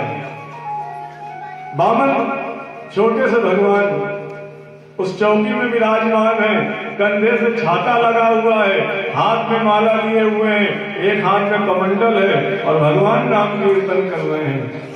राजा बलि बहुत मोहित हो गए, इतना मोहित हो गए कि उन्होंने कहा कि गुरुवर आज मानव मन का भाव ये आता है कि सब कुछ दे दें। इधर वामन भगवान ने मन में विचार किया कि बेटा लेने तो हम सब कुछ आए हैं, लेकिन इतना जल्दी क्यों करते हो। राजा बलि ने कहा कि बताओ ब्राह्मण देवता क्या चाहिए आपको। नित्य को विधान करते हैं, बोले कितनी खेती दे दें, कितना कुछ आपको प्रदान कर दें, आप जो मांगोगे हम सब कुछ दे देंगे। वामन भगवान बोल नहीं रहे हैं। अब वामन भगवान बोल नहीं रहे हैं और बलि के अंदर बड़ी जिज्ञासा है कि कितनी जल्दी ब्राह्मण देवता का मुख से कुछ निकल जाए जिससे कि हम इनकी पूर्ति कर दें। बोले जाओ पंडित जी, हम पूरा एक गांव तुम्हें दे देंगे, हजारों बीघा खेती दे देंगे, गौएं दे देंगे, आप जो कुछ मांगोगे हम आपको वो दे देंगे। सुखदेव जी कहते हैं राजर्षि परीक्षित, बलि के मन में इतना सुंदर भाव उत्पन्न हुआ कि वो सब कुछ देना चाहता है, लेकिन इधर वामन भगवान तो बलि से कुछ मांगे ही नहीं रहे हैं। बोले रुक जाओ बलि, थोड़ा समय आने दो। आज ज्यों ही वामन भगवान से विनम्र प्रार्थना करने लगी, हम दान करना चाहते हैं, पुण्य करना चाहते हैं, तो राजर्षि सुखदेव जी कहते हैं राजर्षि वामन भगवान कहते हैं अगर देना ही चाहते हो तो हमें 3 पग धरती दे दीजिए, वृंदावन विहारी।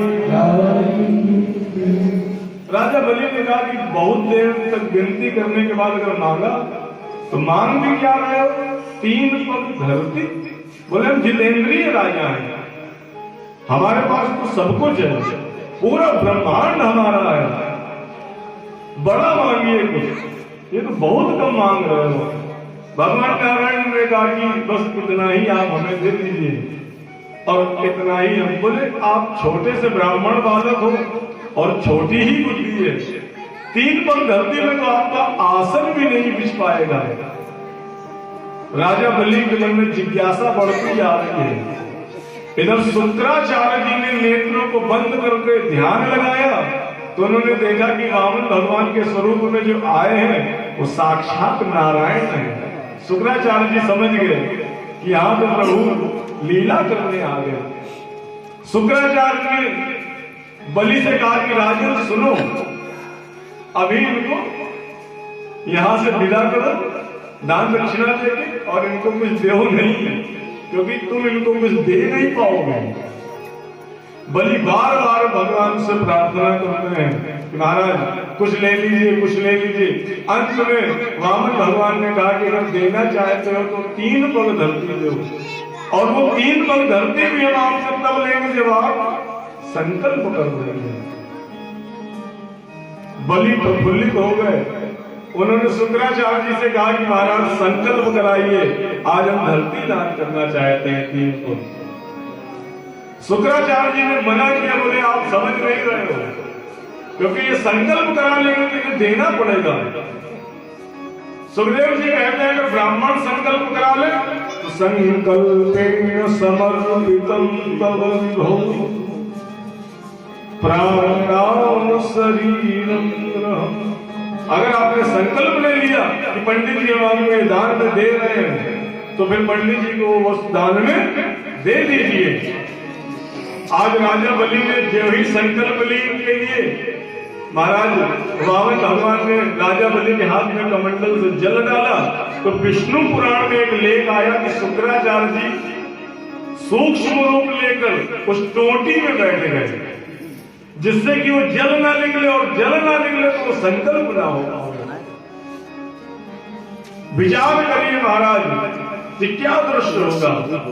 राजा बलि ने देखा कि नारायण के कमंडल से जल नहीं आ रहा है, तो वामन भगवान ने अपना आसन निकाला और आसन से एक कुसा निकाला और उस कुसे को टोटी को साफ कर दिया, और जो ही उस कुसा को टोटी में डाला तो शुक्राचार्य जी की एक आंख जो थी, नमो नारायणाय नमः, एक आंख उनकी नमो नारायण को प्राप्त हो गई। ऐसा विष्णु पुराण में लिखा है। महाराज बलि ने संकल्प दिया, भगवान से बलि ने कहा नन्हे नन्हे पाए थोड़ा बड़ा ला लो। बलि ने जब ही संकल्प कराया, भगवान तुरंत विराट स्वरूप धारण कर लिए, और इतना विराट स्वरूप धारण किया कि एक चरण भगवान का ब्रह्मा जी के ब्रह्मलोक में पहुंचा, जहां पर ब्रह्मा जी ने भगवान विष्णु के चरण धोए हैं, और उन्हीं चरणों से क्या हुआ, चरणों से निकली गंगा प्यारी, चरणों से निकली गंगा प्यारी।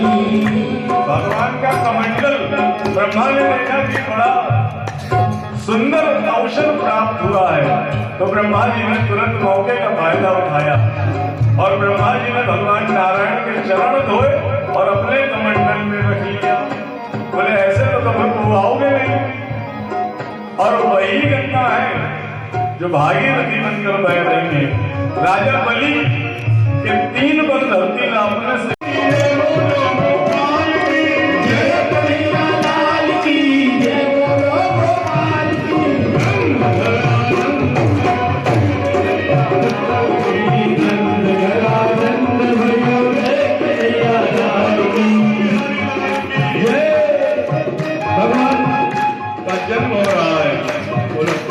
भगवान का जन्म हो रहा है। भगवान आप सभी लोगों को दिव्य दर्शन दे रहे हैं। सभी लोग भगवान के रुद्र नमस्कार में दर्शन करें, क्योंकि बालक का जब जन्म होता है तो वो रुद्र बहुत करता है। अब भगवान रुद्र नमस्कार कर रहे हैं और आनंद ले। नंद घर आनंद भयो जय कन्हैया लाल की, नंद घर आनंद भयो जय कन्हैया लाल की, नंद घर आनंद भयो जय कन्हैया लाल की, आनंद भयो जय कन्हैया लाल की, जय कन्हैया लाल की, जय बोलो गोपाल की, जय कन्हैया लाल की, जय बोलो गोपाल की, आनंद भयो जय कन्हैया लाल की, आनंद भयो जय कन्हैया लाल की।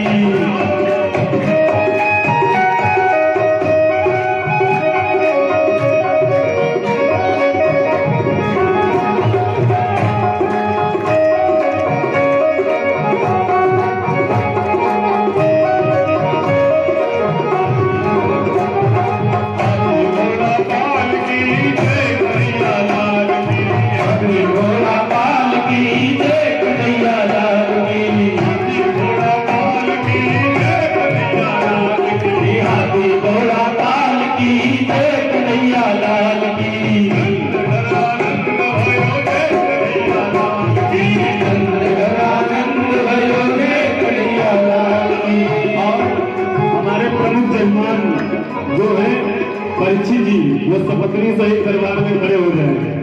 मोनू भैया जी, मोनू गुप्ता जी, अगर हमारी आवाज सुन रहे हैं तो आज लगना हुआ है आप सिंहदास और सालू भैया, कुशवाहा भाई जी, ये सभी लोग आगे और निशावत में देखिए बधाई लग रही है, लगना आपके यहाँ हुआ है। आइए भागवत के अंतर्गत और जो प्रमुख यजमान है वो सिंहदास सिंह पधारे, आकर के बधाई उठावे भाई। जय जय। नंद घर आनंद भयो जय कन्हैया लाल की, नंद घर आनंद भयो जय कन्हैया लाल की, नंद घर आनंद भयो जय कन्हैया लाल की, नंद घर आनंद भयो जय कन्हैया लाल की, जय कन्हैया लाल की, जय कन्हैया लाल की, जय कन्हैया लाल की, जय कन्हैया लाल की, नंद घर आनंद भयो जय कन्हैया लाल की, नंद घर आनंद भयो जय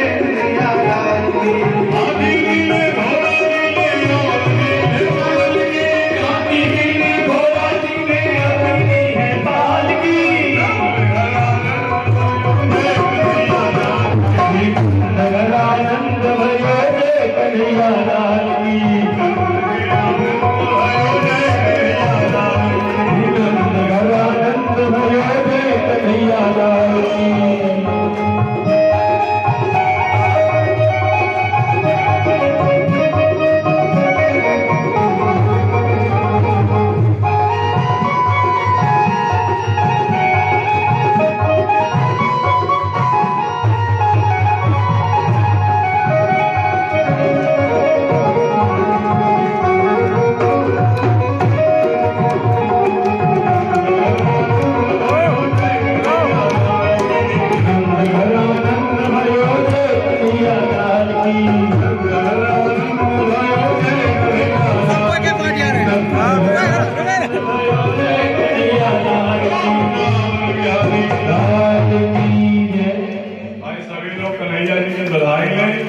निराला चाहता है बधाई गाएं और बधाई होने के बाद फिर भगवान की आरती।